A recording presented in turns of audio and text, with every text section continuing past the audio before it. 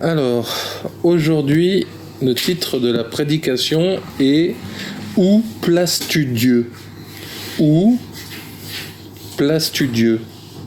Où, dans quel endroit, quel instant, quel moment places-tu Dieu?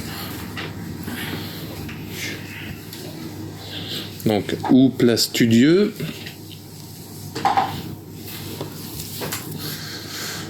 Et donc, cette question nous appelle à vérifier où est-ce qu'on va, où est-ce qu'on fait, où est-ce qu'on dit. Et des fois, on ne sait pas réellement qu'est-ce que l'on a fait de Dieu dans nos vies. On ne sait pas concrètement quelle place il prend. S'il y a des gens qui ne croient pas en Dieu, ils vont dire ils le placent comme quelque chose qui n'existe pas, qui n'est pas là. Ils vont le remplacer par autre chose. Souvent, à l'endroit où tu mets quelque chose, tu n'y mettras pas autre chose. C'est-à-dire que si par exemple, tu prends une assiette, tu la mets devant toi sur la table, théoriquement, on ne pourra pas mettre encore autre chose à la place. On pourra remplir l'assiette de nourriture, on pourra y mettre des choses à côté comme un verre, comme des couverts, comme différentes nourritures dedans, comme je disais. Mais résultat, on ne peut pas théoriquement mettre au-dessus de l'assiette encore quelque chose. On pourrait chipoter et dire on peut mettre une deuxième assiette pour des repas, des choses comme ça, mais là on va pas aller aussi loin. Mais c'est une façon de dire que par exemple, si tu as un meuble dans ton salon, théoriquement tu vas pas empiler les meubles les uns sur les autres. Si tu as une voiture garée à une place de parking, tu vas pas entasser 3 voitures au même endroit. Le seul endroit où on voit ça, c'est à la casse automobile, parce qu'elles sont bonnes à jeter et que elles sont empilées n'importe comment. Donc là où il y a une place, si tu es assis sur une chaise, personne ne viendra s'asseoir à ta place. En supposant bien sûr qu'on ne vient pas s'asseoir sur tes genoux, mais c'est pour essayer de vous faire comprendre que là où on met une place, quelque chose ou quelqu'un, tu peux pas réellement changer. Tu peux pas réellement l'enlever. Comme je vous disais, si une voiture est écrasée sur une autre voiture, on ne peut plus bouger ni l'une ni l'autre. Donc c'est pour ça que la question du positionnement, la question de qu'est-ce que l'on fait, observez bien que ça soit dans le sport, que ça soit dans nos maisons, le placement des diverses choses va avoir une importance cruciale. Dans une équipe de foot, par exemple, si tous étaient attaquants, si tous étaient gardiens, si tous étaient défenseurs, ça pourrait peut-être marcher, qui sait, mais pas très longtemps. On voit que la place que quelqu'un prend, la place que tu décides d'avoir, va faire toute la différence. Encore un autre exemple, quand tu es garé loin de chez toi, il va falloir que tu marches peut-être jusqu'à la rue d'à côté, ça va changer quelque chose. C'est-à-dire que par exemple, si tu dis « Ah mince, j'ai oublié un truc dans le coffre », tu vas vite te dire « Bon, est-ce que j'y vais, est-ce que j'y vais pas ?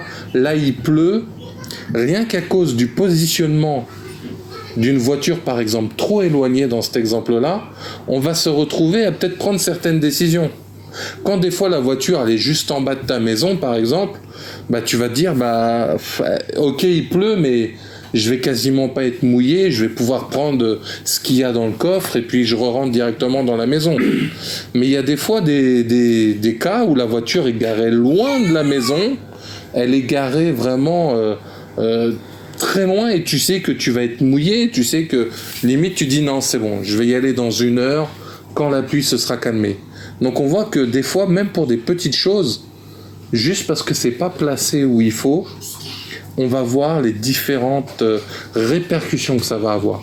Observons une maison mal rangée, à cause des choses qui seront pas en place, qui seront pas aux bons endroits, ça peut décourager des gens, ça peut faire en sorte de dire voilà, non, aujourd'hui j'ai la flemme, aujourd'hui je me sens pas... Tout ça parce que les choses ne sont pas placées où il faut. Souvent, on observe que quand la chambre est rangée, quand la maison est propre, quand une entreprise est bien carrée, bien rangée, tous les bureaux sont bien, les chaises sont bien, ça va donner envie de travailler, ça va donner envie de faire autrement. Donc c'est pour ça que essaye de comprendre que la place de quelque chose est importante.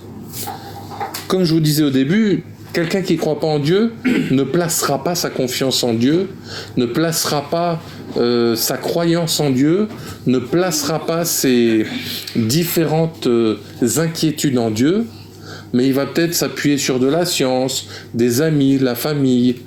Parce qu'une place n'est pas que physique, elle est spirituelle. Elle est un endroit que, quand tu es rassuré d'être assis sur une chaise, ta foi va te dire c'est bon, je suis assis sur la chaise, il n'y a pas de problème. Pourtant, on pourrait dire ce n'est qu'un objet, ta place est assise, mais ça va développer dans ton esprit une tranquillité. Ça va développer le fait que tu te sentes bien, de se dire bon, là je suis sur une chaise, je risque pas de tomber. Mais on voit que par exemple, si la chaise, il lui manque un pied, il lui manque quelque chose, tu vas te sentir pas bien, la chaise va trembler, tu vas pas trop bouger, tu vas commencer à être mal à l'aise. Donc on voit, si ta place n'est pas bonne, ça peut créer des émotions, ça peut créer des sensations. Par exemple, il y a des gens, ils ont peur de conduire parce que ça va vite, parce qu'il y a les voitures qui sont proches. Pourtant, tu es bien assis dans ta voiture, mais ta place va... L'environnement qui va se passer autour de toi, s'il y a des bouchons, s'il y a des gens qui klaxonnent. Et pareil, si tu es à ton travail, les gens crient, les gens sont énervés. Même si tu es à une place, émotionnellement, ça peut t'atteindre. Spirituellement, ça peut t'atteindre. Et effectivement, certains ne croyant pas en Dieu vont placer Dieu aux oubliettes. Vont placer Dieu dans la case inutile, dans la case ça me sert à rien. Du coup, à cause de ça, il va y avoir toute une cascade. C'est-à-dire que par exemple, peut-être ils vont pas croire au paradis, ils vont pas croire à l'enfer, ils vont peut-être pas croire aux esprits, ils vont peut-être pas croire aux démons, ils vont peut-être pas croire aux anges, ils vont peut-être pas faire certaines actions. L'idée de se repentir, de ne pas vouloir, ne pas faire le mal. Si tu crois en quelque chose, ça va te pousser à faire quelque chose normalement. Si tu crois qu'aujourd'hui il fait beau, tu vas aller sortir dehors, tu vas aller te promener, tu vas aller peut-être faire du sport. Mais si tu crois qu'aujourd'hui la journée peut être mauvaise, tu vas te rendre compte que tu vas te placer encore une fois dans une certaine position. Là aujourd'hui je le sens pas trop, je vais pas trop bouger, je vais pas trop faire ci ou ça. Donc cette place est importante. En plus d'être géographique et physique, donc elle est spirituelle. Et on va voir quelques exemples dans la parole de Dieu, parce que le premier cas que je vous disais, c'est on peut ne pas croire en Dieu. Bon, ça c'est libre à chacun. Dieu, lui, a prouvé qu'il existait en créant le ciel, la terre. Même aujourd'hui, la science n'arrive pas à expliquer certaines choses de comment le ciel tient dans le ciel, comment la couche d'ozone peut avoir fait certaines choses. Enfin bon, on ne va pas rentrer dans trop de détails. Mais Dieu, il dit que par sa création, déjà, il prouve qu'il est grand. Il prouve qu'il est merveilleux. Par ses créatures, que ce soit les animaux, que ce soit les êtres humains, les anges, etc., Dieu nous montre aussi qu'il est vivant. Et en plus de ça, il a parlé au travers des prophètes, il a parlé au travers des apôtres, il a envoyé Jésus. Jésus, pendant 3 ans sur terre, pendant 33 ans, a manifesté la gloire de Dieu, des résurrections, prouvant comme quoi Dieu existe, un vrai Dieu. Et en plus, il nous a donné la solution pour avoir la vie éternelle au travers de l'œuvre de la croix. Donc ça, c'est déjà un premier principe. Dieu, il s'est placé en disant, voilà, je crée l'homme et la femme, restez auprès de moi, sinon vous mourrez. Là, Dieu nous montre où est-ce que les choses sont placées. Adam et Ève ont regardé et ont placé Dieu dans un moment et dans un endroit et dans un contexte où c'était quelqu'un de principal, c'était quelqu'un d'important. Et tous les jours, Adam, il a donné des noms aux animaux. Après, quand sa femme Ève est arrivée, Dieu lui a dit, voici, soyez féconds, multipliez-vous. À ce moment-là, les placements étaient bien. Mais on va voir que le diable, sous la forme d'un serpent, va venir pour remettre en question cette place, pour remettre en question où est-ce que tu mets Dieu dans tout ça. Ève va lui dire au début, mais Dieu nous a dit, si on mange du fruit de l'arbre de la connaissance, on mourra certainement. Le diable a fait en sorte de lui tromper, mais non, c'est pas vraiment cette place-là que Dieu a dit. C'est pas, il a juste peur que vous soyez comme lui, mais si Dieu les a créés, c'est qu'il avait déjà un but pour eux. À quoi servirait le fait de créer un homme et une femme à Dieu si c'est pour avoir peur qu'ils soient comme lui? Au contraire, vu que Dieu a soufflé dans Adam, il a soufflé sa divinité en lui. Donc, il était déjà divin. Donc, le diable est venu jouer sur les mots, il est venu jouer sur les situations, il est venu jouer sur peut-être un quiproquo, des choses comme ça. Et c'est venu toucher la place où était Ève. Pourtant, Ève savait qu'il ne fallait pas y toucher, mais elle a commencé à regarder le fruit, ça avait l'air bien, ça avait l'air comme ci, comme ça. On voit que même Adam était proche de Ève et il observait la situation. Certains diront il a bien fait par amour de la suivre, d'autres non, d'autres oui, d'autres pourquoi, mais le résultat est que Dieu savait que ça arriverait. Donc maintenant, on voit que cette place a coûté la vie éternelle pour le moment à l'humanité. Mais Dieu tout de suite va dire, moi je vais remettre les choses en place, il y aura déjà une solution, je vous enverrai le Messie qui viendra vous sauver. Donc si on ne croit pas en Dieu, ou on ne sait pas réellement qui est Dieu, comme Paul dira à ce Dieu inconnu, là Paul nous montre encore qu'il dira aux Athéniens, vous êtes croyants en toutes choses, il y a des dieux pour tout, mais vous avez même une petite pancarte à ce Dieu inconnu. Donc on voit que même Dieu dans ta vie peut être à une place. Tu le connais pas, tu sais pas, oui, peut-être, mais j'ai déjà entendu parler d'autres dieux, de ci, de ça, de rien. Un dieu peut être l'internet, ça peut être un objet, un animal, une personne. Et c'est ces places-là que dans nos vies, on va venir mettre en place, mettre dans un rangement. On voit que des fois, si vous avez déjà joué aux jeux de construction quand vous étiez jeune, ça s'emboîte, ça se met les uns avec les autres, ça va prendre une place. Ça va prendre, le triangle ira dans le triangle, le rond ira dans le rond, le carré dans le carré, et ces places vont avoir une importance. Donc spirituellement aussi, selon ce que tu vas placer, ça va aussi prendre son importance, et ça va aussi prendre son impact. Donc, on va partir du principe que vous avez déjà accepté Jésus, que tu t'es placé à l'œuvre de la croix, que tu as accepté que Jésus est ton sauveur et ton Seigneur. Et là, on va plus regarder dans le cas où tu es déjà devenu chrétien. Parce que là, j'ai brièvement parlé de l'œuvre de la croix et du fait de se placer en tant que non-croyant et croyant. Tout ce que je peux dire aux non-croyants quand entendront la vidéo, l'audio, je veux dire... le Saint-Esprit peut se manifester dans ta vie. Si tu invites Jésus, tu verras que lui-même peut se prouver qu'il existe. Même si tu n'es pas dans une église, même si tu es en plein milieu de la rue, le Saint-Esprit est capable de te toucher là où tu seras. Donc fais l'essai, laisse Dieu qui est vivant te prouver qu'il est vivant, et j'espère pour toi que tu le remettras à la place qui doit, toi qui entends ça, et que tu sois béni. Donc on va partir après maintenant pour ceux qui sont plutôt chrétiens, qui ont déjà reçu le Saint-Esprit. Rien que ça, déjà, recevoir le Saint-Esprit, on voit une chose, Dieu nous dit, vous êtes le temple du Saint-Esprit. Donc il est en train de dire, là il y a une place, le Saint-Esprit il est où? Il doit être en toi. Et quelle est cette place? C'est un temple, c'est quelque chose de sacré, c'est quelque chose de saint, c'est quelque chose qui t'invite à faire ce qui est bon pour Dieu. Et c'est pour ça que on va voir quelques exemples de comment tu pourrais placer ou ne pas placer Dieu. Bien sûr, il y en a énormément, moi j'en ai pris que quelques-uns pour aujourd'hui, et on va essayer de voir un peu qu'est-ce qui peut se passer là-dedans. Donc on va commencer par Luc, chapitre 11, versets 14 à 15.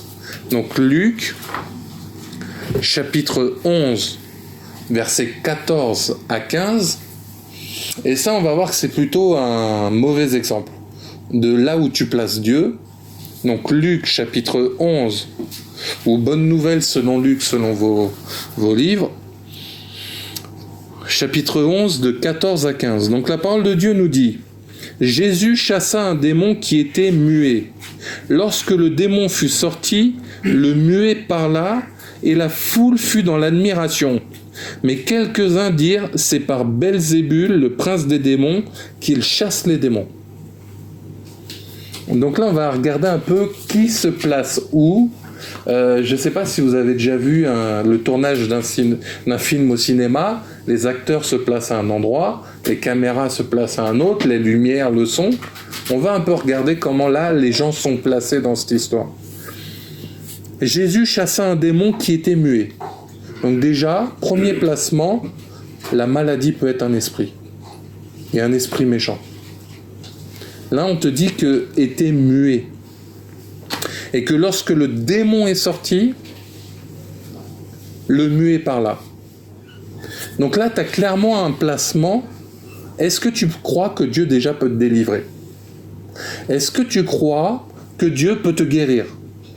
Est-ce que tu crois que ta maladie peut être d'origine normale? Tu as un rhume, tu as une grippe. C'est pas parce que tu as le nez qui coule que ça veut dire que tu as un démon caché dans ton nez.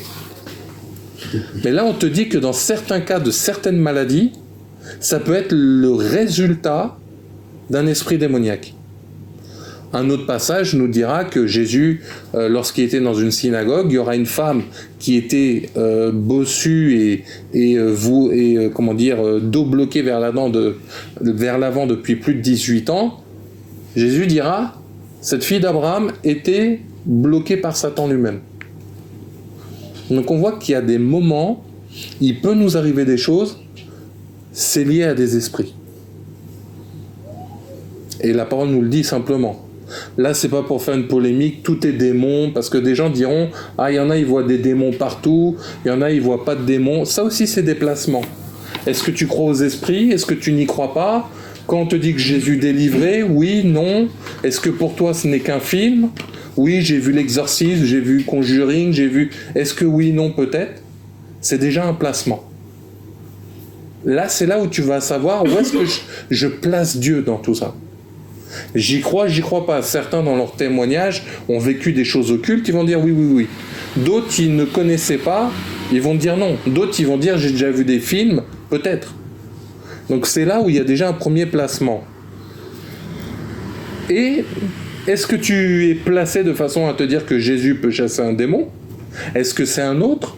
Est-ce que c'est lui, pas lui? Ça va devenir une place. Où est-ce que tu places Jésus à ce moment-là? Est-ce que tu vas placer ta foi dans cette parole qu'on vient de lire? Est-ce que tu vas placer un intérêt dedans? Ou est-ce que tu vas dire non, c'est bon, c'est trop, là c'est n'importe quoi? Et si on regarde la suite, le muet parla et la foule fut dans l'admiration. Donc là on voit que la foule, où est-ce qu'elle place Dieu? Dans l'admiration. La foule aurait pu dire bouh, c'est vilain, c'est pas beau, c'est... Non, là on voit que des gens ont décidé, suite à ce miracle, suite à cette chose, suite à cette conviction, parce que là, le muet qui ne parlait pas, sûrement que dans la foule, il y a des gens qui savaient, bah oui, non, lui, il est né muet, lui, on l'a jamais entendu parler, lui, on sait qu'il fait pas semblant. Donc ils avaient une place déjà de témoin, de se dire, ouais, non, je le connais, lui, non, lui, il parle pas. Il peut pas parler, c'est pas possible. Donc là, vous voyez déjà les places, quand on commence physiquement à être là, mais en même temps spirituellement, en même temps émotionnellement, et résultat, bah, il y a de l'admiration. Donc, est-ce que tu places Dieu dans ton admiration? Est-ce que tu places Dieu dans ton incrédulité? Est-ce que tu places Dieu comme petit Dieu qui peut rien faire pour ta vie? Cette place, quelle est celle que tu lui donnes? Et là, on voit que négativement, mais quelques-uns dirent c'est par Belzébul, le prince des démons, qu'il chasse les démons. Certains ont décidé de prendre la partie de l'esprit démoniaque, parce que si tu dis c'est Belzébul, c'est que déjà tu crois aux démons. Si tu sais que, bah déjà qui est Belzébul? Si tu sais qu'en plus c'est le prince des démons, mais c'est qui alors ces gens? Comment ils savent ça? Comment ils peuvent dire c'est le prince des démons même? Comment ils ont cette connaissance? On va avoir une place positionnée dans l'occultisme. On va avoir une place dans le rejet de Dieu. Parce que là, il y a la délivrance en direct. Là, ils peuvent, théoriquement, si tu es humble, ça aussi c'est une place. Si tu es humble, tu vas dire, waouh, non, là, il a fait un truc quand même. Mais ils ont eu le culot de dire, ah non, c'est les démons là qu'il a utilisé. Là, c'est même le prince des démons. Alors que pourtant, Jésus, il faisait beaucoup de miracles, ses paroles étaient incroyables, les gens étaient frappés par ses enseignements, Dieu s'est glorifié au travers de lui puissamment, mais eux, ils ont quand même réussi à dire, c'est par les démons que tu fais. Bon, je vous inviterai à lire plus tard la réponse que Jésus va leur donner, mais on voit cette place. Là, pour ces gens-là, ils ont placé Dieu dans la case, t'es un démon. Dieu qui est saint, qui est glorieux, qui est propre, qui est tout ce qui est en super qualité, parfait, ils ont placé Dieu, t'es un Belzébul, t'es un démon. Et en plus, t'es le prince des démons. T'es pas petit démon, hein. Prince des démons bien qualifié. Donc là, tu vois clairement ceux qui admirent. Au moins, ceux qui admirent, on te dit pas forcément ils ont pris le parti de Jésus, ils ont été d'accord avec eux. Mais au moins, ils ont admiré. Ils ont dit waouh, ah, c'est bien. Hein. Des fois, il y en a, ils aiment pas certaines choses, mais ils peuvent reconnaître c'est un beau gâteau, c'est une belle voiture, c'est un beau match, mais sans prendre part. Et là, encore une fois, tu te mets dans cette situation de je me place et où est-ce qu'est Dieu là-dedans? Donc là, on voit vraiment que cette part de la vérité, parce que Jésus dira qu'il est la vérité et la vie, et que la vérité a franchi, si on constate, il est venu, il a délivré la personne a reparlé alors qu'elle était muette, il a démontré la gloire de Dieu, et voilà où était la place de Dieu. Et on a vu ceux, quelques-uns, pas tous, qui ont pris la part de Satan, la part des démons. Donc dans ta propre vie, en tant que chrétien, tu peux faire la même. Est-ce que tu prendras l'admiration? Est-ce que tu prendras part à l'Esprit de Dieu? Parce qu'on sait que Jésus chassait par l'Esprit Saint. On sait qu'il parlait au travers de l'Esprit Saint qui était en lui. On sait que Jésus, on nous dit que c'est la parole faite chair. Donc, le premier début de la phrase nous dit « les choses de l'Esprit » nous révèle les secrets, les révélations.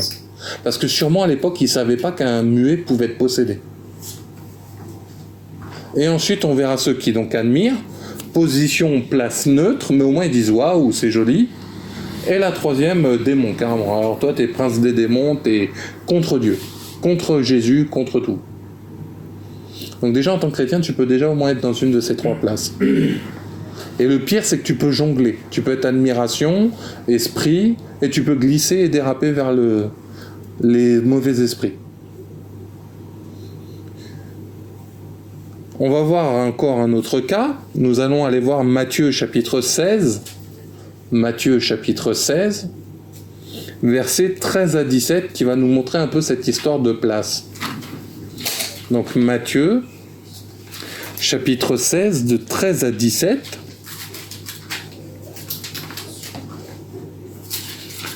Donc Matthieu chapitre 16, de 13 à 17, nous dit « Jésus étant arrivé dans le territoire de Césarée de Philippe, demanda à ses disciples « Qui dit-on que je suis, moi le Fils de l'homme » Ils répondirent « Les uns disent que tu es Jean-Baptiste, les autres Élie, les autres Jérémie, ou l'un des prophètes. Et vous, leur dit-il, qui dites-vous que je suis » Simon-Pierre répondit « Tu es le Christ, le Fils du Dieu vivant. » Jésus, reprenant la parole, lui dit « Tu es heureux, Simon, fils de Jonas, car ce ne sont pas la chair et le sang qui t'ont révélé cela, mais c'est mon Père qui est dans les cieux. » Donc, on voit alors là plusieurs attitudes de où on est en train de placer Jésus, où on est en train de placer Dieu, où on est en train de placer les choses. Là, on va dire, ce qui est au moins bien, c'est que les gens cherchent. Ils cherchent à savoir. Des fois, tu sais, quand tu chercheras où est-ce que tu places Dieu, tu as le droit de tâtonner. Paul nous dira, comme je vous disais tout à l'heure avec les Athéniens et les Grecs, il dira à ce Dieu inconnu, vous avez tâtonné pendant un temps, mais aujourd'hui vous allez trouver Dieu. Il n'est pas mauvais de tâtonner. Au moins tâtonner, ça veut dire que tu cherches ta place. C'est que tu cherches là où il faut se placer. Ça au moins c'est une bonne chose. Et là on voit Jésus étant arrivé dans le territoire de Césarée de Philippe. Donc déjà on nous dit, c'est un moment précis, à un moment où Jésus va se placer à un endroit physique, qu'il va demander à ses disciples, qui dit-on que je suis, moi, fils de l'homme? Il se place. Lui, il sait certaines choses. Il sait beaucoup de choses même. Mais là, il a envie de savoir, vous, mes disciples. Parce que là, vous voyez le fait qu'ils disent à ses disciples, ils n'ont pas une place de participants, de touristes, de je suis là comme ça, je suis passé par là, j'ai vu Jésus. Là, ils sont placés en tant que disciples. C'est-à-dire que si tu te places en tant que disciple, tu te mets sous la discipline de quelqu'un qui va être comme un maître pour toi. C'est-à-dire qu'au moins, où est-ce qu'ils ont placé Dieu? Ils ont dit, Jésus, on te place rang de Seigneur, on te place rang de maître, on est tes serviteurs, on est disciples et on veut apprendre de toi. Donc là, encore une fois, on voit une place qu'on a attribuée à Dieu et aux choses de Dieu. Et on voit des réponses, certains Jean-Baptiste, peut-être parce qu'ils avaient vu Jean-Baptiste baptisé au Jourdain, d'autres parleront de Élie, d'autres parleront de Jérémie, donc on voit des gens, un qui peut-être parle de ce qu'il a vu concrètement, l'autre peut-être c'est leur connaissance spirituelle, parce qu'on voit qu'ils parlent de Jérémie, d'Élie, donc c'est-à-dire que peut-être ils savent un peu lire, peut-être ils ont déjà entendu parler des anciens prophètes, ils ont peut-être même lu certains parchemins d'Ésaïe et autres. Donc on voit déjà les placements là un peu des différentes personnes. Et on voit que Jésus va leur répondre, ok, ça c'est ce que les gens disent, mais vous là, il dira, et vous, leur dit-il, que dites-vous que je suis? Jésus s'est intéressé à, d'après vous les gens, où est-ce qu'on me situe, où est-ce qu'on est? Mais là maintenant il va s'intéresser, ok, ça c'est bien, vous avez, des gens ont dit Jean le Baptiste, Élie, les prophètes, c'est bien, mais vous là, qui dites-vous que je suis? Jésus va s'intéresser à ton cœur. Il va s'intéresser, toi là, dans ton cœur, tu te dis, Jésus il est où? Quelle place prend Jésus dans ton cœur? Qu'est-ce que tu dis? Et c'est pour ça que Pierre va répondre, tu es le Christ. Il faut savoir que le Christ, c'est quand Jésus est ressuscité après les morts. Après la mort, après la crucifixion. Donc chose qui à ce moment-là n'est pas encore arrivée. Donc on est dans le domaine de la révélation. La révélation est une place qu'il prend dans ta vie. Le Fils du Dieu vivant, Jésus reprenant la parole, lui dit « Tu es heureux, Simon, fils de Jonas, car ce ne sont pas la chair et le sang qui t'ont révélé cela, mais c'est mon Père qui est dans les cieux. » Encore une fois, tu as une place où on te dit il y a la chair et le sang, et il y a une place, il y a mon Père dans les cieux. Est-ce que vous voyez à ce moment-là les différentes places qui se passent? Mais ça veut dire quoi? Ça veut dire que Jésus a voulu sonder la révélation qu'ils avaient dans leur cœur. Est-ce qu'ils ont écouté selon la chair et le sang, qui disent ah oui, toi t'es Jésus de Nazareth, toi t'es Jésus de Bethléem, toi t'es ci, toi t'es ça? Non, il a voulu regarder le cœur. Et la révélation venant dans nos cœurs, il a commencé à dire bon, quelle est la révélation que tu as de moi? Quelle est la révélation où tu me places? Est-ce que je suis révélé à toi comme un Dieu qui sert tes intérêts? Est-ce que je suis révélé à toi comme un Dieu qui est juste là pour te faire plaisir? Est-ce que tu crois juste à ce Dieu parce que tous les dimanches, on t'a traîné à la messe ou à l'église ou où que ce soit? Et ce qu'il y a de bien, c'est que dans le placement que tu feras de Dieu, là où tu le places, Jésus et l'Esprit Saint va te le valider ou pas. Parce que quand Pierre a dit « Tu es le Christ, le Fils du Dieu vivant », Jésus lui a répondu « C'est bon, correct. C'est bien. C'est pas toi. En plus, c'est Dieu. Donc Jésus a validé la place de Dieu selon le Saint-Esprit dans le cœur de Pierre. Donc là, tu peux voir où places-tu Dieu. Qu'est-ce que tu dis de Dieu? Est-ce qu'il peut te guérir? Est-ce qu'il peut te délivrer? Est-ce qu'il peut te donner la vie? Est-ce qu'il peut te donner des enfants? Est-ce qu'il peut te donner la résurrection? Est-ce que tu entres au royaume des cieux? Et c'est la révélation. Où places-tu Dieu dans tout ça? Oui, tu sais, je crois que Dieu peut me sauver, mais qui sait? Ça veut dire que tu ne sais pas où est placé Dieu dans ta vie. Tu ne sais pas où est-ce que Dieu est en ce moment avec toi. Tu peux tâtonner, hein. C'est pas gênant. C'est comme si on te demande de faire un gâteau, tu n'as jamais fait de gâteau, tu vas sortir du sucre, de la farine, tu vas tâtonner. Bon, au moins tu fais. Mais il y en a, ils ne savent vraiment pas. Même si tu leur donnais la réponse là, claire, nette devant eux, écrite sur une feuille, ils pourraient te dire ouais, qui c'est. Et même quand tu leur diras en fait, c'est Dieu qui peut te sauver au travers de Jésus, ils diront ouais, qu'est-ce que t'en sais? Personne n'a eu la réponse. Si, il y en a qui ont eu des témoignages, il y en a qui ont eu ci, ça, ils te diront ils vont bégayer. Ou clairement te dire non, ou carrément te dire peut-être comme les autres, c'est Belzébul, prince des démons. Et c'est là où tu vas voir la place. Est-ce que tu as placé Dieu selon la révélation? Est-ce que tu as placé Dieu selon des écritures? Est-ce que tu as placé Dieu selon ce que l'on t'a cassé la tête tout au long de ta jeunesse? Oui, non, peut-être. Et c'est là où est placé Dieu. C'est là où des gens pensent marcher avec Dieu, mais ils récitent juste des paroles. Ils récitent juste des choses... Voilà. Et le pire dans tout ça, c'est que Pierre, là, qui a fait une bonne note, un 20 sur 20, pas très longtemps après, il va se manger un arrière de là, Satan. Donc en plus, selon là où tu places Dieu, il faut le maintenir. Parce que c'est comme si, imagine, t'es marié, mais au bout de 1 an, 2 ans, tu te dis, je crois que c'est plus ma femme, je crois que c'est plus mon mari, t'as tes enfants devant toi, tu dis, c'est peut-être des enfants adoptés. Non, c'est des choses que tu gardes. Il y a des choses, je sais pas, si tu achètes des baskets, par exemple, tu les gardes jusqu'au bout, normalement. Normalement. Hein. Il y a des choses, tu vas pas acheter une paire de chaussures, elle est neuve dans la boîte, tu la jettes. Bon. C'est un petit exemple pour essayer de vous faire comprendre. Mais c'est pour vous dire que la révélation, ça se maintient. La révélation de là où tu places Dieu, ça se garde. Sinon, tu peux faire un 20 sur 20 et 5 minutes après, un 0 sur 20 avec l'Esprit de Dieu. C'est pour ça que Jésus dira tout le temps, soyez proches de moi, priez en tout temps, méditez. Pourquoi? Pour être sûr que tu entretiennes la place de Dieu dans ta vie. Des fois, tu réussis tes épreuves, tu réussis ce que Dieu attend de toi, mais à un moment, tu vas commencer à glisser. Et on voit que c'est pour ça que le diable fait son boulot avec, comme je vous disais, avec Adam et Ève.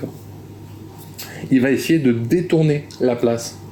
Et même, je dirais, il va essayer de prendre la place à la place. Tout à l'heure, je vous donnais l'exemple de normalement, on ne peut pas empiler quelque chose au-dessus de ton assiette. Satan, lui, il veut t'enlever ton assiette et il veut la remplacer par une poubelle. Et te le faire manger en plus. Donc c'est pour ça que ta place, tu dois la garder avec Dieu. C'est pour ça que ça me fait penser à la prédication de la semaine dernière. Est-ce que tu apprends de tes erreurs? On voit Abraham qui 2 fois fait la même erreur. Il n'a pas gardé la place quand Dieu lui a montré, non, dis pas que c'est ta sœur, ta femme.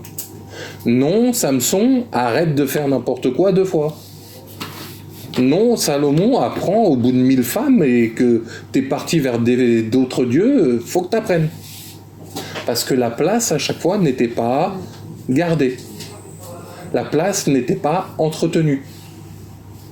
Et c'est ça qui est important. On va voir que, par exemple, dans certains psaumes, psaume, par exemple, 97, verset 9, psaume 97, verset 9, on voit là par exemple clairement quelqu'un qui place Dieu à un endroit bien précis. Psaume 97, verset 9. Car toi l'Éternel, Tu es le Très-Haut sur toute la terre. Là, on voit le psalmiste nous place Dieu. Déjà, tu es l'Éternel, donc première place. Et en plus, tu es le Très-Haut. Donc, en plus de dire tu es éternel, il aurait pu dire bon, tu es éternel, ouais, ok, tu meurs jamais. Là, en plus, il lui dit tu es le Très-Haut. Il y a pas plus. Au-dessus de toi, il n'y a pas plus. Sur toute la terre, tu es souverainement élevé au-dessus de tous les dieux. Mais Dieu avec un petit d. Donc là, tu vois le placement. Là, on voit clairement que l'Esprit nous interpelle à dire, est-ce que tu as placé Dieu comme l'Éternel? Est-ce que toi, tu as placé Dieu dans ton cœur comme le Très-Haut? Est-ce que tu as placé Dieu comme quoi c'est celui qui est sur toute la terre, au-dessus, très haut, au-dessus de toute la terre?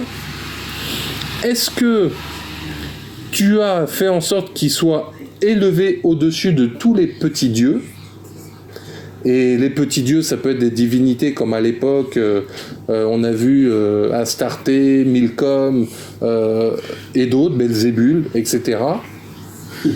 Est-ce que Dieu est au-dessus de ça? Est-ce que la parole de Dieu nous dira que l'argent est comme un dieu pour nous, Mammon? Est-ce que l'argent est au-dessus de Dieu? Est-ce que les femmes, comme on peut voir, Salomon s'est détourné à cause des femmes, mais ça marche pour les hommes aussi. Il y a des femmes qui se perdent à cause des hommes. On voit que Salomon s'est détourné vers d'autres dieux, vers 1000 femmes. On voit que Samson a dérapé complètement pour une prostituée et pour une femme qui n'était pas bonne. Ça, c'est des dieux aussi. Ton compte en banque, ton travail, ta situation peut même devenir un dieu, parce que qu'est-ce que Dieu? C'est quelque chose qui prend toute la place. Mais si l'argent prend toute la place dans ta vie, ça devient un mauvais dieu. Pas qu'il soit mauvais d'avoir de l'argent, parce qu'on en a besoin, mais c'est l'utilisation que tu feras de cette chose. Un couteau peut servir à couper du pain, mais un couteau peut servir à tuer aussi. Tout dépendra de la place que tu lui donnes, encore une fois. Tout dépendra de comment tu vas l'utiliser.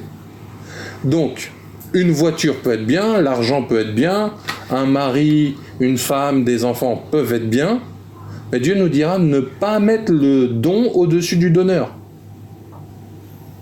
C'est comme si toi tu arrives à ton travail, tu es employé et tu commences à dire non mais moi je suis meilleur que le PDG. Moi le PDG je lui apprends la vie. Moi le PDG il touche des millions, mais moi avec mon petit salaire je suis au-dessus. Qui ferait ça? Imaginez un enfant de 3 ans qui vient vous dire papa, maman, moi je t'apprends la vie, moi je connais. Là tu vas rigoler, je suppose. On voit les places, où est-ce que tu t'es placé? Où est-ce que tu t'es mis en autorité ou pas? Où est-ce que tu penses que les lois de Dieu, les principes de Dieu, tu les places où? Comment tu les vois? Est-ce que tu les vois, tu ne les vois pas? Et c'est pour ça qu'il est important de se rendre compte que on doit savoir où est notre place avec Dieu. On doit savoir. Un autre psaume nous dira, psaume 86, verset 10. Donc psaume 86, verset 10. Psaume 86, verset 10, nous dira « Car tu es grand ».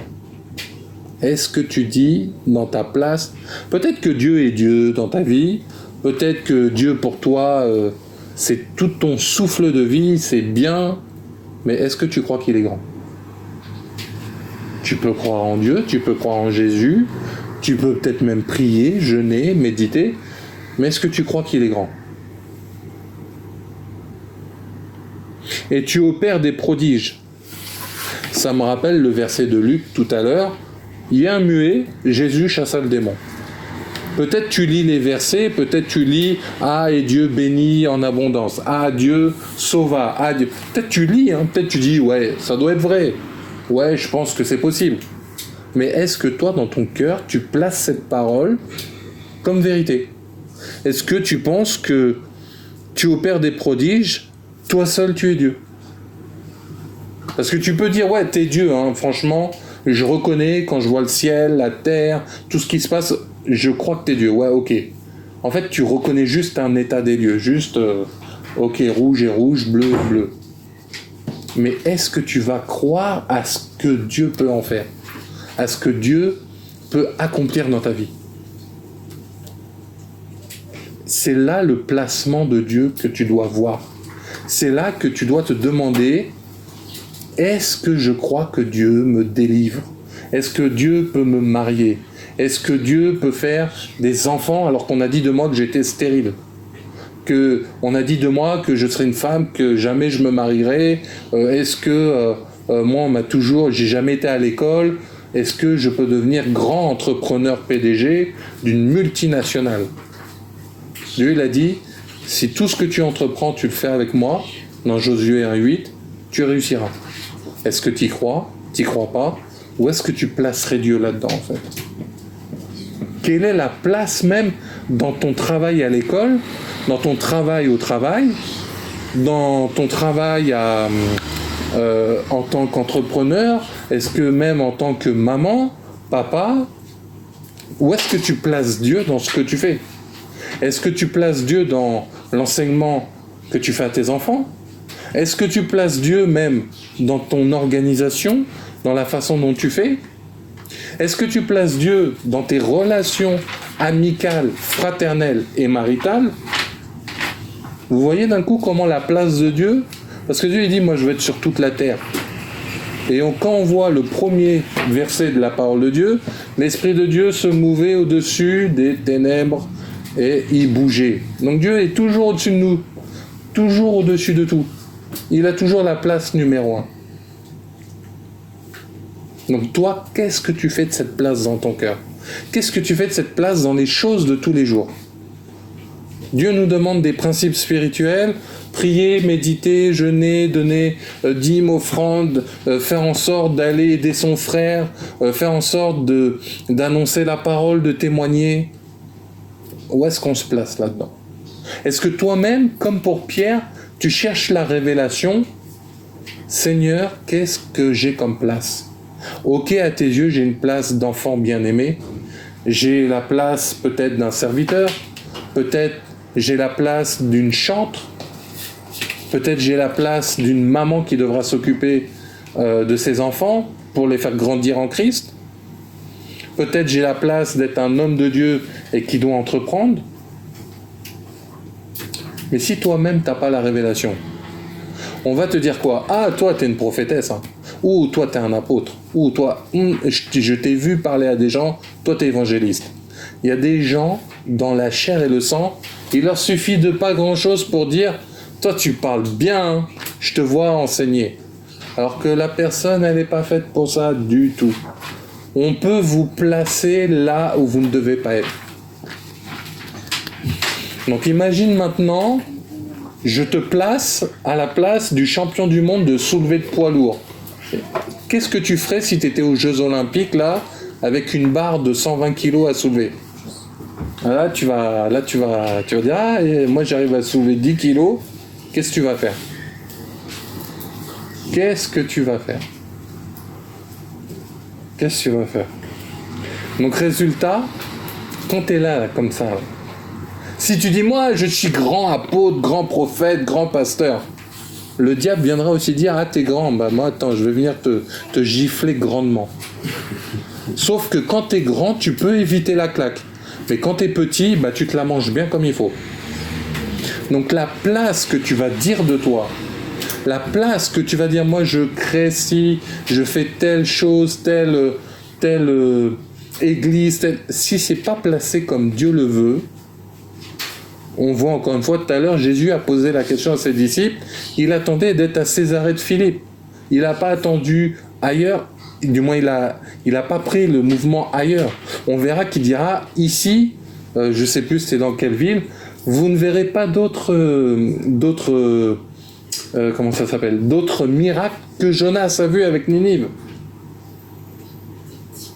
Il y a des endroits spirituellement, même dans l'acte des apôtres, Paul voulait aller évangéliser certains endroits, Dieu lui dira non, Pourtant, pour dire, mais Seigneur, là, c'est des âmes. Il a dit, non, tu vas pas là, tu vas ailleurs. Et en plus, le ailleurs, c'était pour fortifier des chrétiens en plus. Donc, quelle est la place que tu vas donner à Dieu? Quelle est la place de ce que tu vas avoir comme révélation? Et quelle est la place que tu vas en faire et la maintenir?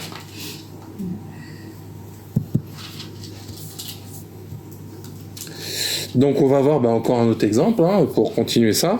Matthieu, chapitre 26, de 14 à 16. Matthieu, chapitre 26, de 14 à 16, nous dit « Alors l'un des 12, appelé Judas Iscariote, alla vers les principaux sacrificateurs et dit « Que voulez-vous me donner et je vous le livrerai ?» Et ils lui payèrent 30 pièces d'argent. Depuis ce moment, il cherchait une occasion favorable pour livrer Jésus. Donc là, on voit le placement. Judas a été parmi les 12. Judas a chassé des démons, guéri des malades. Parce que quand Jésus va envoyer les 70 disciples, 70, 72, je ne sais plus, il va leur donner le pouvoir de chasser les démons et guérir les malades. Judas était dans le tas. Judas n'est pas resté assis à côté d'un arbre. Judas a vu Jésus en action. Judas a vu Jésus marcher sur l'eau. Judas a vu la multiplication des pains, des poissons, la résurrection des morts. De certains morts comme la fille de Jairus, etc. Mais sachant que son cœur n'était pas bien placé, c'est aussi pour ça que dans la transfiguration, Jésus ne prendra que 3 personnes avec lui. Parce qu'il savait comment était placé leur cœur. Donc là, on va voir que Judas, il est allé voir où les principaux sacrificateurs. Il a abandonné sa place avec Jésus. Il a abandonné Jésus pour 30 pièces. Là, son cœur s'est détourné. Son cœur s'est laissé emballer, s'est laissé convaincre finalement comme Ève. Et c'est là où, résultat, si tu n'entretiens pas ça, voilà ce qui peut se passer. Des fois, on n'aime pas entendre ça, mais oui, tu peux prendre un chemin comme ça. Et c'est pour ça que Dieu s'intéresse où est-ce que tu le places. Si tu places Dieu en tant que très haut, gloire à Dieu, mais ça s'entretient. On a besoin de le garder, on a besoin de le préserver. Quand Dieu dira dans les Proverbes chapitre 4, versets 21 ou 23, « Préserve ton cœur plus que toute autre chose, car de là viennent les sources de la vie », en gros, il est en train de dire « Préserve la place dans ton cœur ». Observez, si vous détestez quelqu'un dans votre cœur, ou si vous ne le pardonnez pas, vous pouvez le croiser ici, au bout du monde. « Ah, il m'énerve, lui. Ah non, mais c'est pas possible. Ah non, mais lui, il va encore me faire une vacherie. Tu as placé quelqu'un dans ton cœur d'une mauvaise façon. Ou tu peux le placer dans une bonne façon. Un mari verra normalement bien sa femme. Et inversement. Un papa verra bien ses enfants. Et pareil pour la maman. Donc quand la place est bien réservée, bien mis d'ailleurs, sur des parkings privés, des fois il y a ton nom sur ta place à toi, tu peux la prêter, mais ça dépend comment tu fais. Donc c'est pour ça que la place, quelle est la place encore une fois que tu donnes à Dieu? Qu'est-ce que tu en fais? Et on va voir un exemple de quelqu'un qui s'est complètement perdu dans son cœur. On va aller dans Ézéchiel chapitre 28. Ézéchiel chapitre 28, du verset 12 à 17. Donc là, ça va nous parler de la chute de Satan, de Lucifer. Amen. Donc, on va voir Ézéchiel chapitre 28, versets 12 à 17. « Fils de l'homme, prononce une complainte sur le roi de Tyr. Tu lui diras, ainsi parle le Seigneur, l'Éternel. Tu mettais le sceau à la perfection, tu étais plein de sagesse, parfait en beauté, tu étais en Éden, le jardin de Dieu, tu étais couvert de toute espèce de pierres précieuses, de sardoine, de topaze, de diamant, de chrysolite, d'onyx, de japs, de saphir, d'escarboucle, d'émeraude et d'or. Tes tambourins et tes flûtes étaient en ton service, préparés pour le jour où tu fus créé. Tu étais un chérubin protecteur aux ailes déployées. Je t'avais placé et tu étais sur la sainte montagne de Dieu.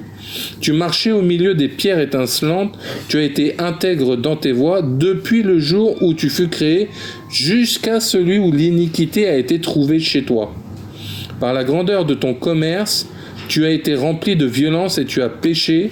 Je te précipite de la montagne de Dieu et je te fais disparaître, chérubin protecteur, du milieu des pierres étincelantes. Ton cœur s'est élevé à cause de ta beauté, tu as corrompu ta sagesse par ton éclat. Je te jette par terre, je te livre en spectacle au roi. Et il y a un autre passage aussi qui dira qu'il a voulu se mettre au-dessus de la montagne de Dieu. Donc là, tu vois clairement, si certains se demandent pourquoi Dieu a laissé Satan se promener avec Ève et Adam, là je viens de constater que le verset nous dit tu étais en Éden. C'est pas qu'il a laissé le péché rentrer en Éden. Satan avait déjà une certaine autorité là-bas. Mais par contre il a été jeté. Donc tu vois les places là. Au milieu des pierres étincelantes. Au milieu. Même sa place, ses ailes étaient déployées. Si vous regardez, les séraphins par exemple, sont avec les ailes qui cachent leur visage. Pourtant, ils sont derrière le trône de Dieu.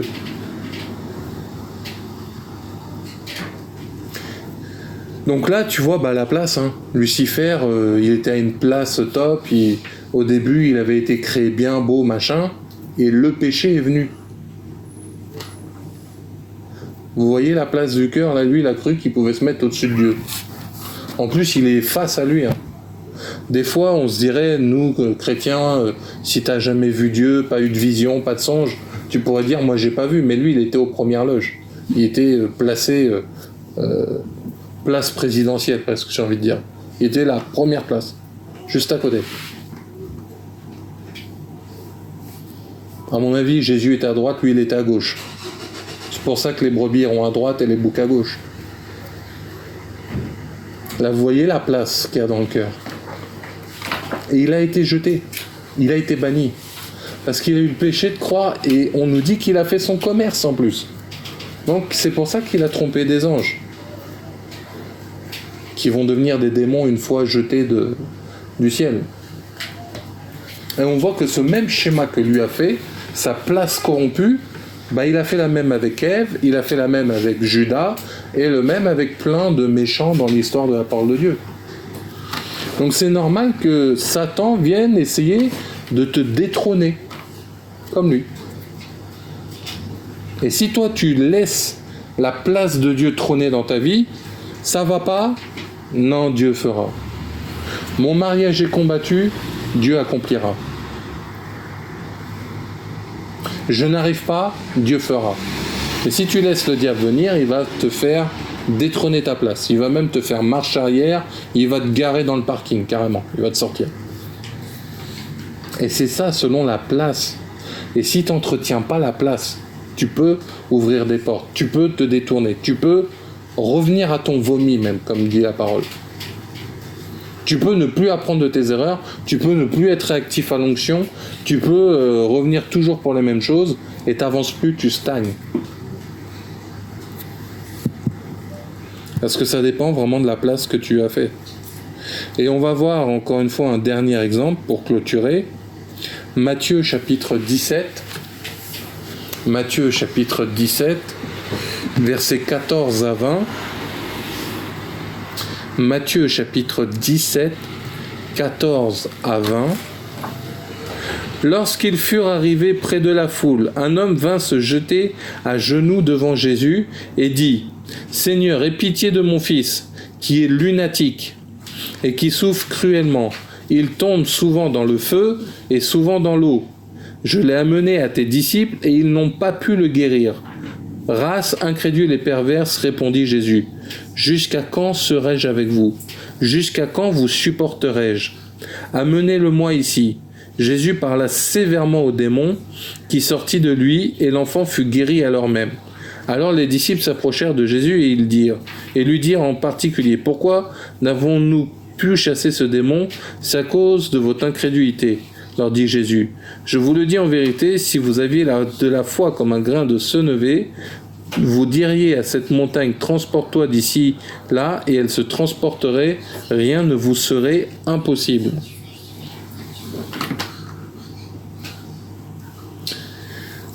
Donc là, tu vois, le positionnement, les disciples qui n'ont pas réussi, le maître qui réussit, le fait que l'enfant est lunatique, possédé, des choses comme ça. Tu vois encore une fois ces différentes places. Tu vois le fait que Jésus va leur dire, race incrédule et perverse, répondit Jésus, jusqu'à quand serai-je avec vous? Jusqu'à quand vous supporterai-je? Donc ta place peut être là-dedans aussi, d'être incrédule et une race de vipères. Perverse. Donc, au moins ce qui est bien, là, les disciples ont dit, pourquoi on n'a pas pu chasser ces démons? Dans leur cœur, ils n'avaient pas placé comme il faut. Mais ils ont cherché à être enseignables. Ils ont cherché à apprendre. Ils ont cherché à comprendre de leurs erreurs. Et c'est pour ça que Jésus va leur répondre, c'est à cause de votre incrédulité, leur dit Jésus.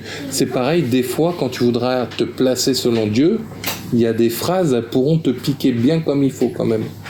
Parce que si Dieu vient et te dit, écoute, t'es incrédule, écoute, là, tu respectes pas ce que je te demande, là, t'es en train de t'écarter du chemin, est-ce que tu es prêt à entendre ça aussi? Parce que tu sais, par exemple, dans un concert, il y a les gens qui aiment être tout devant, mais le son est très fort devant. Après, ils vont dire, ah, c'était bien, mais le son était trop fort. Des fois, tu veux être à la première place, mais tu veux pas les inconvénients qui vont avec. Des fois, toi, tu veux la place, j'ai envie de dire cette expression, tu veux le beurre, l'argent du beurre, et le lait de la vache qui va avec.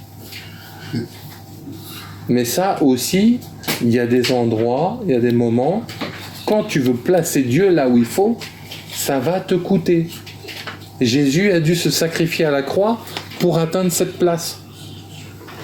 Jésus a dû jeûner 40 jours et 40 nuits pour atteindre cette place.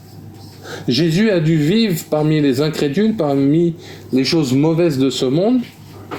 On nous dit qu'il a quitté la gloire du trône. On nous dit qu'il était l'empreinte de Dieu. Pour en arriver quoi? À être réduit à quelqu'un qui naît dans une étable, qui est en train de vivre sous la tutelle temporaire de deux créatures. Et après on lui fera des remarques, etc. Et puis vous connaissez, je pense, un peu la vie de Jésus. Donc c'est pour ça que quelle place donnes-tu à Dieu? Quelle place? Mais cette place, elle peut être dans les choses minimes comme dans les choses grandes. Peut-être que tu es là, tu penses à des grandes choses, des grandes campagnes, mais Dieu, des fois, il t'attend dans les petites choses. Dieu te dit, arrête, ne fais pas ça, mais toi, tu n'obéis pas. Dieu te donne des simples détails à vérifier, tu ne les vérifies pas. Dieu peut même recalibrer ta façon de parler. Dieu peut même recalibrer des fois des vêtements, des choses très simples de notre vie. Et ça, la place de Dieu, tu vas dire, mais moi, tous les jours, je prie, je cille, mais tu vas pas pardonner. Tous les jours, j'ai déjà fait des jeûnes de 40 jours, mais tu vas être dans l'incrédulité. Parce que tu as lu qu'il y avait eu un jeûne de 40 jours, ou de 21 jours, ou de X jours, tu vas les faire, parce que tu l'as vu écrit, mais tu ne te places pas réellement dans le fait de le chercher. Et c'est cette place. Où est-ce que tu as placé Dieu? Et d'ailleurs, ce passage du Père et de l'Enfant, dans un des autres évangiles, je ne sais plus lequel, je crois que c'est Marc, si je ne me trompe pas, il y aura même quelques discussions où Jésus va demander au Père, est-ce que tu crois? Il a dit, je ne sais pas. Et Jésus va lui répondre, si tu ne crois pas, moi je ne peux rien pour toi. D'ailleurs, attendez, on va le chercher justement pour juste qu'on compare. Parce que des fois, dans les 4 évangiles, Matthieu, Marc, Luc et Jean, c'est comme s'il y a 4 reporters placés à différents endroits. Ou comme si tout à l'heure je vous parlais, je ne sais pas si vous avez déjà vu des émissions télévisées comme un débat par exemple politique, on va voir caméra face au candidat numéro 1, caméra située face à candidat numéro 2, caméra numéro 3 située face au présentateur, et il passe plan 1, 2, 3, plan où on voit tout le monde. Tu peux voir le candidat 1, oh, le candidat 2, il n'est pas content, il rigole, il se moque. Et bien on pourrait dire les 4 évangiles, c'est pareil. Matthieu va nous parler de choses parce qu'il est placé à un endroit. Mais vu qu'il n'a pas assisté à la transfiguration, peut-être que ça sera dans l'évangile de Jean. Et ainsi de suite. Donc c'est pour ça que la place va avoir ce qu'il faut. Et donc alors, le verset dans Marc, donc Marc 9, à partir de verset 19. Donc c'est le même passage, mais cette fois-ci par le point de vue au travers de Marc. Du moins la place de Marc. Donc 19, donc Marc, chapitre 9, verset 19. Race incrédule, leur dit Jésus, jusqu'à quand serai-je avec vous? Jusqu'à quand vous supporterai-je? Amenez-le-moi. On le lui amena, et aussitôt que l'enfant vit Jésus, l'esprit l'agita avec violence. Il tomba par terre et se roulait en écumant. Donc là déjà, si vous comparez Matthieu et Marc, on vient d'avoir une information. Parce que la place avec Dieu est faite comme cela, là Marc peut nous préciser que l'enfant s'est agité. L'esprit l'agita, pas l'enfant. L'esprit qui était en lui l'agita. Avec violence, il tomba par terre et se roulait en écumant. Écumant, c'est une forme de bave. Je ne sais pas si vous avez déjà vu des crises d'épilepsie, c'est un peu comme ça. Et donc, en l'écumant, 21, Jésus demanda au Père, combien y a-t-il de temps que cela lui arrive? Là, Jésus est en train de placer le contexte. Il est en train de placer les circonstances. Spirituellement, bon, même s'il le sait, il veut montrer à ses disciples, regardez comment on va opérer la délivrance. Combien y a-t-il de temps que cela lui arrive? Le Père répondit, depuis son enfance, répondit-il. Souvent l'Esprit l'a jeté dans le feu et dans l'eau pour le faire périr. Là, on nous précise bien le placement de l'esprit démoniaque veut faire mourir cet enfant. Mais si tu peux quelque chose, viens à notre secours et compassion de nous. Donc là, on voit que le Père s'est placé où? Est-ce que tu peux avoir conscience? Compassion, pardon. Là, on voit que dans les psaumes, on nous montrait quelqu'un qui croit. Tu es Dieu, tu opères des prodiges, tu es le Très-Haut, tu es au-dessus de tous les dieux. Là, on voit que lui, il est déjà allé voir comme un consommateur les disciples. Il voulait aller, s'il vous plaît, guérissez mon gosse, ça m'arrangerait bien. Là, on voit que maintenant, qu'est-ce qu'il fait? Il va vers Jésus, mais il commence à... Encore incrédule. C'est pour ça que Jésus a dit, dans l'autre passage, race incrédule et perverse. Pourquoi perverse? Parce que lui, il bouffe à tous les buffets. Il est là, je veux aux disciples, Ça se trouve, si les disciples avaient réussi, ils ne seraient jamais venus voir Jésus. C'est-à-dire qu'il s'est placé dans le ventre d'un consommateur qui voulait que son fils guérisse, et peut-être qu'il en avait marre, pas parce qu'il aime son fils, mais parce qu'il en avait peut-être marre de le surveiller, que l'autre il se roule dans le feu, dans l'eau, etc. Donc résultat, voilà où est placé cet homme. Et Jésus va lui répondre, Jésus lui dit, verset 23, « Si tu peux, tout est possible à ceux qui croient. » Donc là, on voit dans son cœur, t'es placé, si tu peux. Donc tu crois que je peux pas. Tu penses que je peux pas, oui, non. On en rediscute demain. Aussitôt, le père de l'enfant s'écria, « Je crois, viens au secours de mon incrédulité. » Il a reconnu son péché là. Il a dit ouais j'étais pervers et en plus j'étais incrédule. Comme tu as dit, verset 19 nous disait race incrédule. Et dans la version de Matthieu on nous dit incrédule et perverse. Là le père il a dit c'est bon, c'est moi les mecs. Un pervers incrédule c'est moi. C'est moi, je signe. Et là qu'est-ce que Jésus a fait? Aussitôt le père de l'enfant s'écria, je crois, viens au secours. Donc encore une fois, si tu te places pas comme il faut, demande à Dieu son secours. Demande à Jésus son secours. Demande à l'Esprit Saint son secours. Même si tu dois reconnaître, je suis le plus dégueulasse, je suis le plus ci, je suis le plus ça, viens mon secours. Replace-toi devant Dieu. Replace-toi dans la sainteté. Replace-toi dans la vérité.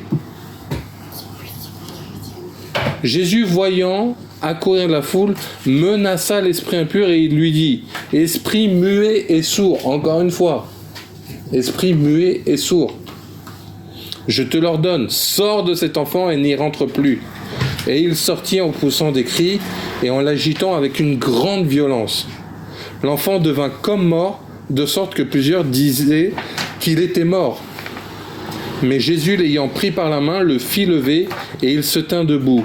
Quand Jésus fut entré dans la maison de ses disciples, lui demandèrent en particulier pourquoi n'avons-nous pu chasser cet esprit. Il leur dit, cette espèce-là ne peut sortir que par la prière. Bon, encore une fois, des positionnements et des places. Et là, la parole nous a montré dans deux axes différents la même chose. Le placement des cœurs, etc.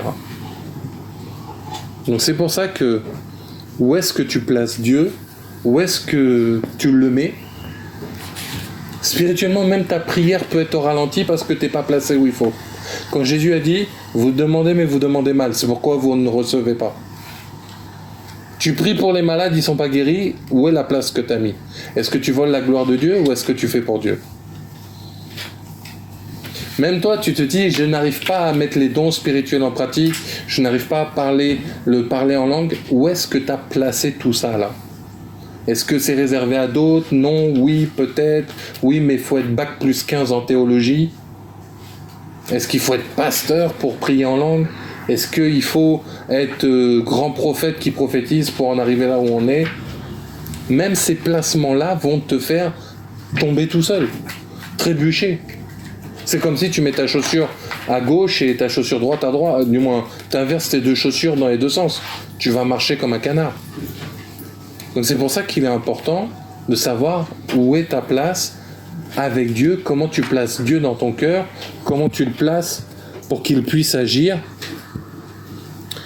Et c'est là où si tu le places où il faut, Jésus va t'aider. Jésus va accomplir. Mais par contre, il dit que le chemin avec Jésus, il est étroit et sinueux. Donc tu seras forcément placé dans des mouvements pas à l'aise. Tu ne seras pas confortable des fois.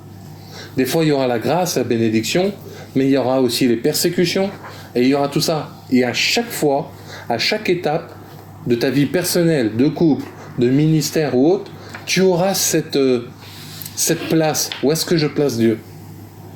Et ce mois-ci, tu as bien placé Dieu. Comment tu le places le mois prochain? Et le mois d'après? Et l'année d'après? C'est pour ça que Dieu dira, même si la prophétie tarde, elle s'accomplira certainement parce que Dieu l'a placée à un endroit, cette prophétie. Donc c'est pour ça que dans ton cœur, interroge-toi, où est-ce que je me place? Où est-ce que je prends part? Des fois, tu as des gens, t'es quel parti politique? Tu penses quoi? T'es comment? Eh bien, la place avec Dieu, c'est un peu pareil. Où est-ce que tu te places? Dieu, tu es souverain, tu es mon sauveur, tu es mon Père, tu m'aimes, Est-ce que toutes tes émotions vont se placer? Tous tes sentiments vont se placer? Tous tes désirs vont se placer? Toute ta relation avec Dieu va se placer. Et il va le faire petit à petit s'il le faut. Comme un enfant, il prend du temps à grandir. Et au fur et à mesure, tu vas te placer. Donc c'est pour ça que pose-toi cette question. Où est-ce que tu places Dieu dans ta vie? Qu'est-ce que tu fais avec Dieu? Pourquoi? Comment? Mais surtout, le fait d'être placé comme Dieu le veut, c'est pour lui obéir à lui. C'est pour être avec lui. C'est pour accomplir les choses pour lui. Nous, on n'est que des raccourcis vers Jésus. Même si des gens ont été placés en autorité, oui, on doit nous respecter, oui, on est là pour vous aider, mais cette place que l'on prend, que d'ailleurs Dieu dit, elle est difficile. Ne faites pas gémir vos conducteurs. Où que tu sois dans le monde, fais pas gémir ton conducteur pour rien. C'est des places, encore une fois, on va pas trop s'attarder là-dessus, mais cette place doit toujours être pour Jésus. On n'est que des raccourcis. Même si on a un chemin emprunté pour aller vers ce Jésus-là, n'oublie pas que c'est Jésus la place finale. N'oublie pas que tout ça, c'est pour arriver au royaume des cieux. N'oublie pas que tout ça, c'est pour Dieu et son Saint-Esprit. Même s'il utilise des hommes et des femmes, tout ça, c'est pour Dieu. Il faut vraiment bien comprendre. Si tu places Dieu dans ta vie, c'est pour qu'il ait une action. Si tu places Dieu dans ta vie, c'est pour qu'il la contrôle. Sinon, ça sert à quoi? T'es un locataire, sinon. Et après, tu casses les murs, tu fais ce que tu veux. Mais celui qui est le temple du Saint-Esprit, il est comme un esclave dans la maison du maître. C'est pour ça que Paul, des fois, dira « Moi, Paul, esclave de Christ ». Et on ne parle pas d'un esclavage négatif comme font les humains, mais de se placer sous la domination de Dieu. Mais il dit que son fardeau est léger, il nous aime, il nous guide. Et il connaît tout, il sait tout, il voit tout, il a toute la puissance, donc c'est pas pour rien qu'il veut qu'on soit placé avec lui. Donc c'est pour ça, réfléchissez, demandez à Dieu. Le but n'est pas de vous juger, mais nous-mêmes de nous mettre en place avec Dieu. Et de l'entretenir. Et comme ça, j'espère qu'aujourd'hui, ce message a pour but de vous faire comprendre peut-être aussi pourquoi certaines choses dans vos vies se passent. Parce que ça dépendra de la place que tu es. Amen. Amen. Voilà. Non, je peux dire merci.